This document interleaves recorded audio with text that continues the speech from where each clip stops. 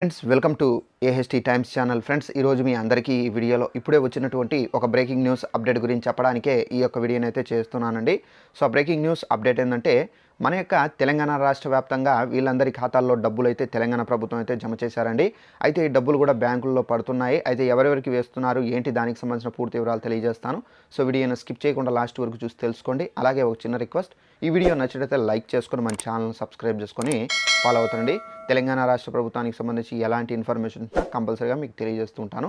అయితే అప్డేట్కి సంబంధించి ఇక్కడ మీకు నోటిఫికేషన్ అయితే స్టిక్ చేస్తాను చూడండి. ఇదండి నోటిఫికేషను. అట్లయితే తెలంగాణ దేవాదాయ శాఖలో ఇక్కడ ధూపదీప నైవేద్య అర్చకులకు రాష్ట్ర ప్రభుత్వం 5 నెలలకు సంబంధించిన వేతన బకాయిలు విడుదలైతే చేసింది. అర్చకుల వేతనాల పెంపు, ఉద్యోగ భద్రతలపై త్వరలో నిర్ణయం తీసుకున్నట్లు తెలిపింది. ఇతర సమస్యలను పరిష్కరిస్తామని చెప్పేసి పేర్కొంది.